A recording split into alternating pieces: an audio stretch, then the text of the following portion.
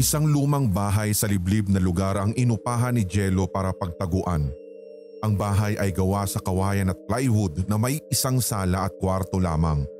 Wala itong banyo dahil lang meron lang doon ay public CR na 10 lakad ang pagitan sa bahay nila. Sa bagong bahay niya nakatambak ang pakete ng mga droga na ibinibenta niya sa mga dayong foreigner. Iyon na nagsisilbing negosyo niya sa loob ng mahigit 1 dekada. Dahil sa pagkakabisto ng otoridad sa iligal niyang negosyo, napilitan tuloy siyang dumayo sa isang lugar na malayo sa kabihasnan para magtago. Habang mainit pa nga siya sa mata ng batas, kailangan muna niyang magtiis sa luma at bulok na bahay hanggang sa unti-unting lumamig muli ang kaso niya. Doon na niya ginagawa ang lahat ng transaksyon. Pinapapunta niya roon ang mga dayo na bumibili sa kanya upang hindi na niya kailangan pang bumiyahe sa pampublikong lugar. Isang Tsino nga ang napagbentahan niya kinabukasan. Kumita siya rito ng mahigit 100,000 piso na halaga ng droga. Masiglang binilang pa nga ni Jello ang pera nang makauwi sa bahay niya. Pero isang paniki ang biglang lumitaw sa butas na kisame at lumipad-lipad sa loob ng kwarto niya. Dahil doon ay napatayo si Jello at binugaw ang paniki palabas sa bukas na bintana. Muli siyang naupo at ipinagpatuloy ang pagbibilang ng pera. Pagkatapos magbilang ay humiga na siya sa banig para makapagpahinga. Hindi niya maiwasang mailang sa bahay na iyon. Oo nga't ang dami niyang pera ngunit dito lang siya sa bulok na bahay nakatira. Hindi pa rin naman siya pwedeng bumalik sa mansyon niya sa Maynila dahil wanted pa siya roon. Sa kanyang pagmumuni-muni, bigla siyang nakarinig ng mumunting ingay sa taas ng kisame. Kita rin niya ang bahagyang paggalaw nito na tila may nagkakagulo sa loob. Mabilis siyang bumangon at pinakiramdaman ng kisame. Dito nga't parang may maliliit na hayop na nag-aaway roon. Upang malaman ang nasa likod ng ingay na ito, kumuha siya ng kawayan at sinundot-sundot ang malambot at mamasa-masang bahagi ng kisame. Ganun na lamang ang pagkagulat niya nang tuluyan itong masira at nagsiliparan palabas ang laksa-laksang mga paniki.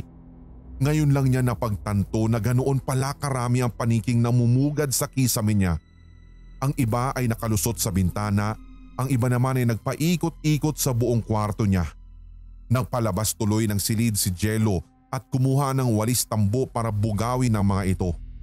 Inabot pa nga siya ng mahigit kalahating oras bago tuluyang naitaboy palabas ang mga paniki. Nailang na tuloy siyang bumalik sa kwarto kaya sa sala na lamang siya natulog. Doon niya inilipat ang maliit niyang banig at unan. Mula noon, sa sala na siya palaging natutulog sa tuwing sasapit ang gabi. Nagkaroon tuloy siya ng nerbyo sa dami ng mga paniking namumugad sa kisame ng kwarto niya. Naitaboy na nga niya ang mga ito pero araw-araw ay nakakakita pa rin siya ng mga paniking labas-masok sa kanyang bahay. Kinahapunan, nagsuot ng hood at mask si Jello sa muka. Saka naglakad-lakad sa lugar para maghanap ng ibang malilipatan. Hindi bale na nga daw na gumastos siya ng mas malaki sa uupahang bahay basta't wala lang sanang paniki o kahit na anumang hayop.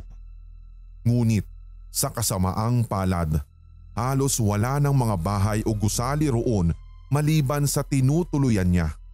Bihira lang din ang tao roon at puro mga ligaw na hayop lang ang kanyang nakakasalubong sa paligid.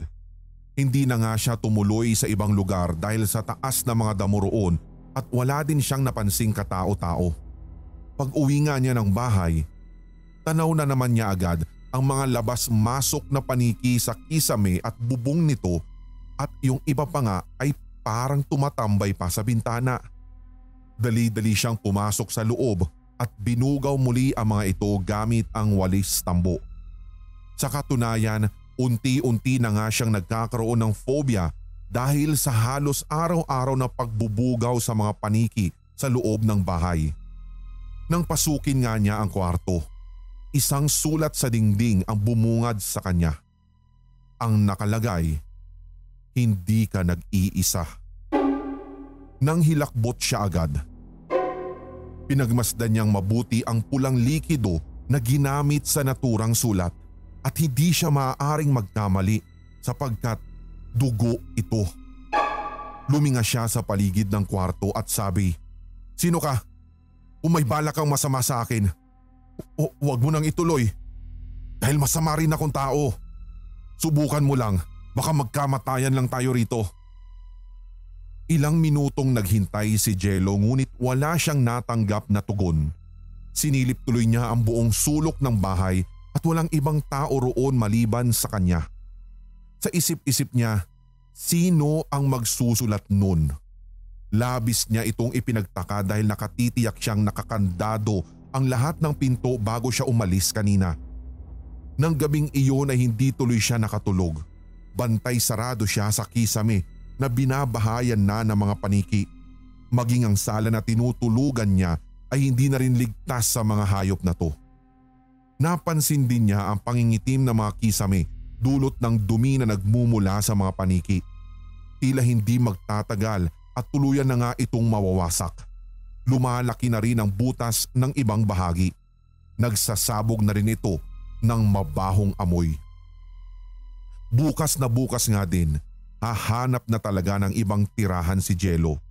Hindi na niya kayang tiisin ang bahay na ito habang tumatagal sapagkat parang nabubulok at pinipeste ng ligaw na paniki.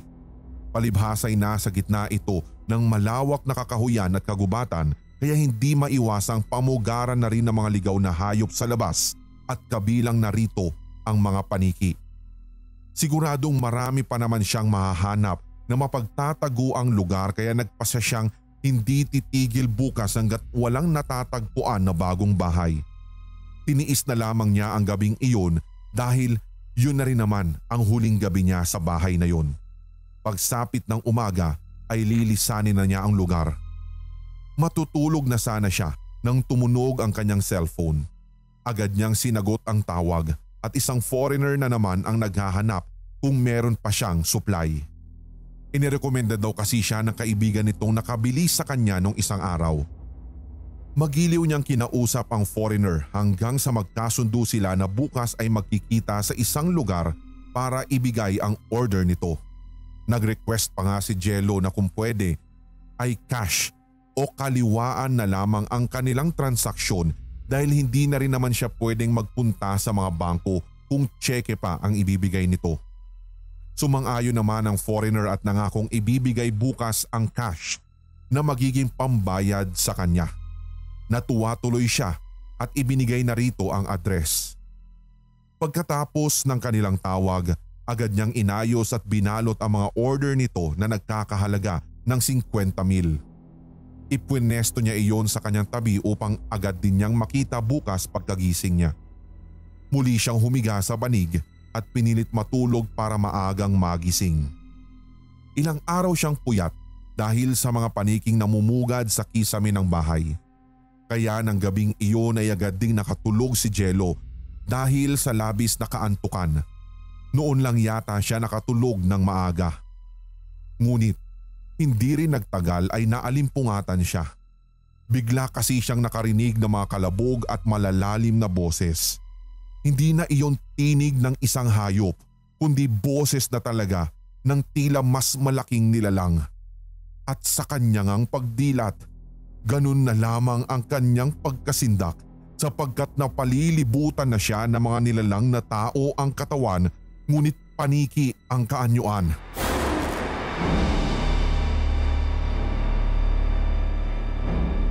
May mga pakpak sila, matatalim na pangil, pulang mga mata at matutulis na kuko. Nanlaki ang mga mata ni Jello. Umurong na lang ang dila niya sa labis na hilakbot. Wala siyang magawa para iligtas ang sarili dahil napaliligiran na siya ng mga aswang na lingid sa kanyang kaalaman ay matagal na palang namumugad sa kanyang bahay. Ito pala yung mga paniki na umaali-aligid sa kisame. Naghihintay na may taong tumira muli roon upang may makain sila at mapaglaruan. Nakita niya sa gitna ng mga ito ang matandang paniki na pamilyar sa kanya. Ito ang matandang nagrenta sa kanya ng bahay sa napakamurang halaga. Hindi niya tuloy inakala na kabilang pala ito sa grupo ng mga aswang sa lugar na yon.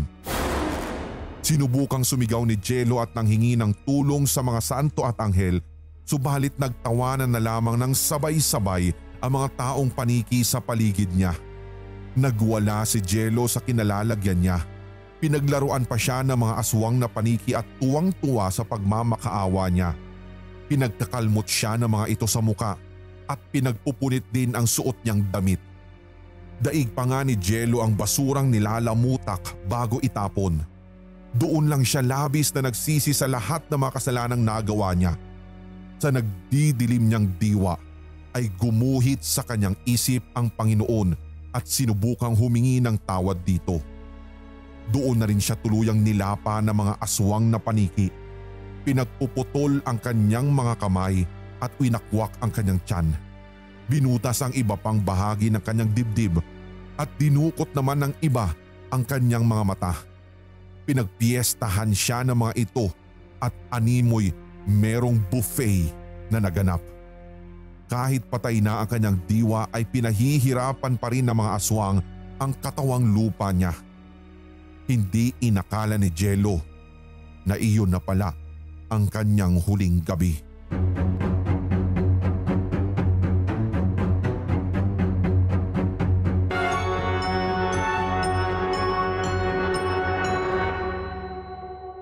Kinabukasan, may dumating na mga pulis sa bahay na tinitirhan ni Jello.